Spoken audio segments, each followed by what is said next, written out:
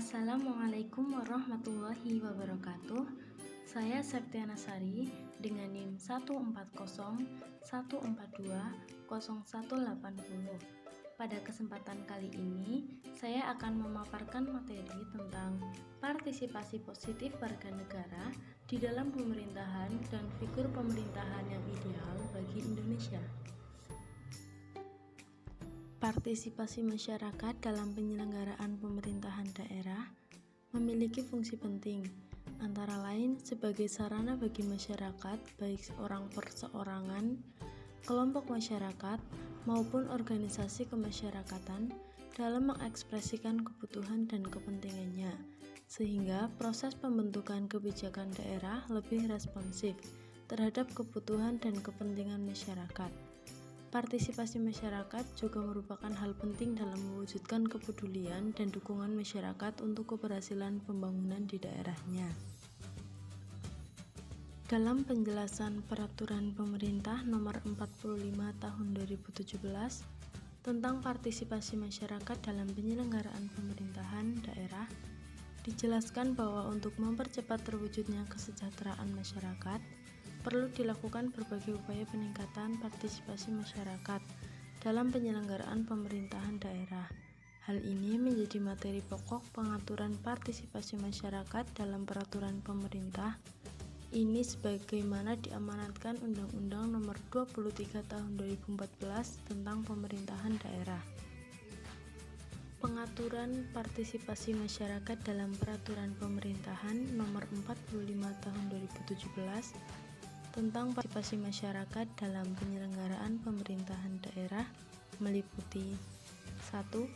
Partisipasi masyarakat dalam penyusunan peraturan daerah dan kebijakan daerah. 2. Partisipasi masyarakat dalam perencanaan, penganggaran, pelaksanaan, pemonitoran, dan pengevaluasian pembangunan daerah. 3. Partisipasi masyarakat dalam pengelolaan aset dan sumber daya alam daerah. 4. Partisipasi masyarakat dalam penyelenggaraan pelayanan publik. 5.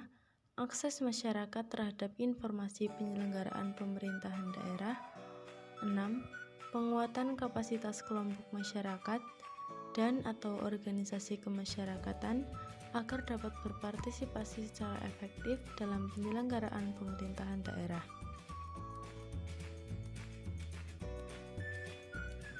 Pemerintahan ideal di Indonesia.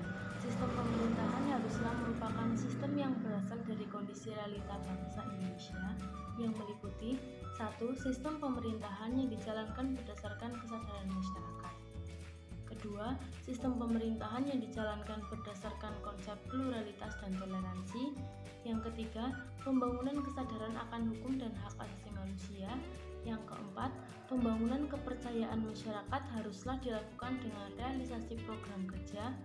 Yang kelima, sistem pemerintahan yang diawali dari pemenuhan basic right masyarakat. Dan yang terakhir adalah alur pemerintahan yang jelas. 6 poin tentang sistem pemerintahan yang ideal ini adalah poin yang tidak bicara dalam skala prioritas ataukah pilihan. Namun ke-6 poin ini adalah substansi yang harus ada secara akumulatif dalam sistem pemerintahan di Indonesia.